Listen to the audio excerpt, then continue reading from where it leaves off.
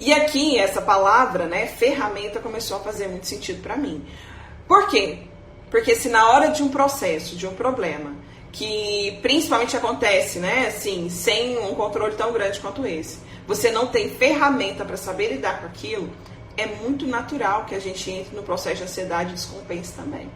Porque a ansiedade e o medo, ela vem da incerteza, ela vem inevitavelmente da insegurança. Então, me munir de ferramentas faz com que eu me sinta menos, né? Menos ansiosa, menos sofrida, menos e um pouco mais no controle, que eu acredito que é o grande processo de uma de uma psicoterapia. Além disso, eu entendi que independente da situação, principalmente essas, tá, que envolvem as situações ali que fogem do controle, o nosso principal recurso, que é o recurso que permeia toda a terapia, se chama relação terapêutica e empatia. Porque o que acontece? Quando a pessoa dessa tem alguma coisa semelhante a essa em casa, as pessoas, por não conhecerem, por não compreenderem, elas vão desesperar junto, né? E se a gente tem um conhecimento, e esse conhecimento traz pra gente um pouco mais de segurança, é natural que a gente entenda que tá tudo bem, né? Aquilo ali, e mostra inclusive pra pessoa, ó, isso aqui é uma reação do seu corpo. E vai passar, né? Inevitavelmente vai passar. Ninguém morre de ansiedade, né? Ninguém morre por uma crise de pânico. E aí, quanto mais a gente tem isso claro, mais a gente valoriza a empatia, a relação. Então, nesse primeiro caso, a única coisa que eu fiz foi olhar nos olhos da pessoa, tá ali, né? E eu lembro que eu coloquei a minha mão em cima da mão dela e falei, olha, eu tô aqui contigo. Eu tô aqui contigo. Tô aqui contigo. Era o que eu sabia repetir ali naquela hora, parecendo um papagaio de pirata, né? Mas era isso. Eu coloquei a mão ali e tô aqui contigo. Era uma sessão presencial, né, gente? Tô falando de 2007 para 2008. Tem alguns anos nisso aí. Mas enfim. E passou. E eu tirei uma lição pra mim. Não adianta eu ficar me cobrando. Não adianta eu ficar me questionando e me achando a pior das pessoas. Eu tenho que aprender recurso. Quanto mais eu aprendo recurso, mais eu vou me sentir segura. E o principal recurso que eu tenho é desenvolver, dentro da minha habilidade humana, a capacidade, né, de ser compassiva, de ter empatia, de desenvolver uma boa relação. Os anos passaram, obviamente, né, fui estudar outras coisas, fui aprender outras coisas. Eu sempre tive esse viés muito forte, assim, né, da caixa de ferramenta. Quem é seguidor raiz aí já me ouviu provavelmente falando bastante disso. Então eu fui buscar aumentar a minha caixa de ferramenta para entender. E aí, lógico, né, dentro desse caminho, eu comecei a estudar cada vez mais as questões de ansiedade. Eu tinha muito interesse sobre isso, não necessariamente só pelo trabalho, mas era uma busca para mim como pessoa, né? Então eu tinha muito esse sentimento, assim, de querer resolver isso para mim, de melhorar a minha vida, de ter mais qualidade de vida. Então eu fui estudar muita coisa nisso. Em 2013, né, eu fiz a decisão de ter a ansiedade como um nicho. E naturalmente isso me fez estudar cada vez mais os princípios que envolvem as situações de ansiedade. E não necessariamente só essa parada de diagnóstico, transtorno e parará, tá?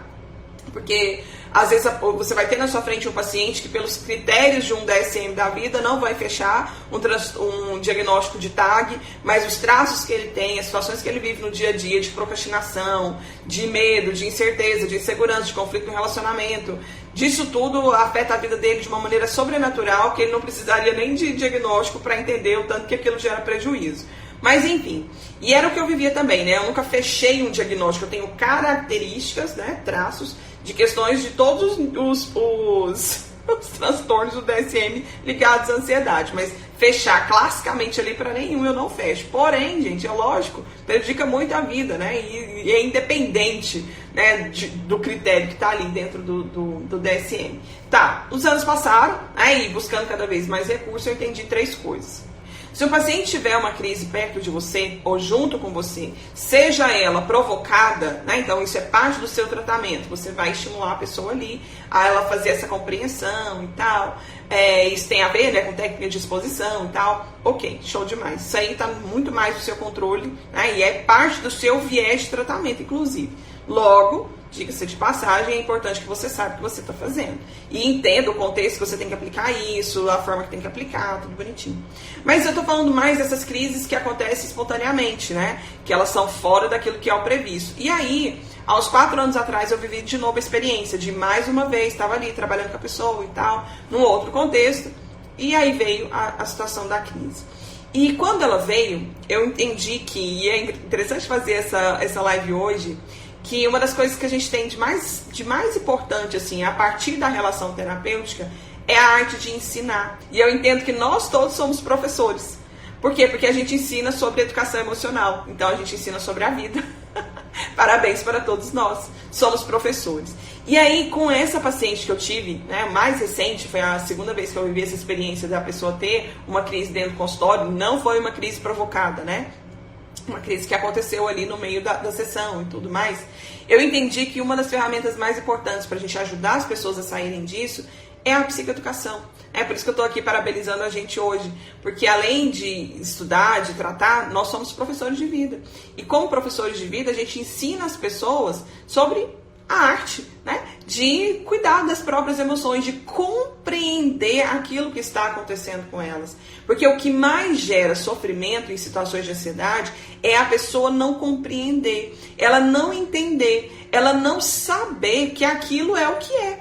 E aí, ó, o que vem? Como a pessoa não sabe, a dúvida, o medo, então, será que eu tô tendo um AVC? Será que eu tô tendo um infarto? Será que eu vou desmaiar? Será o que pode acontecer? Nossa, e agora? Minha mão tá formigando, eu não tô conseguindo, e a pessoa começa a tremer. Então, assim, é inevitável que ela pense que ela pode ter um mal súbito, que ela vai morrer, e ela já escutou que pessoas que têm sei lá o que e fazem sei lá o que podem morrer nisso, e pode ser infarto, né?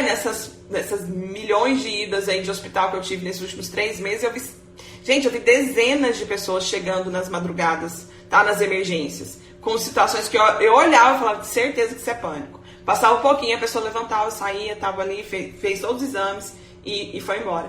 Mas aí vem, tá? Sua principal ferramenta, além da empatia, além da escuta, além da relação terapêutica, além desse sentimento de compaixão, de compreender a dor que é passar pela situação, daquilo que está ali acontecendo com aquela pessoa, é a psicoeducação. É você orientar, é você dizer, olha, isso aqui é uma reação do seu corpo. Olha, isso aqui é uma reação física do seu corpo. Olha, isso aqui em média vai demorar entre 15, 20 minutos, meia hora e vai passar.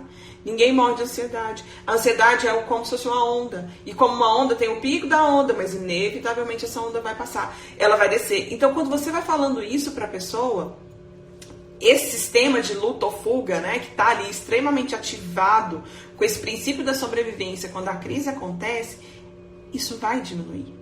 Isso vai diminuir. Então, nessa segunda situação, o que eu mais utilizei foi a educação.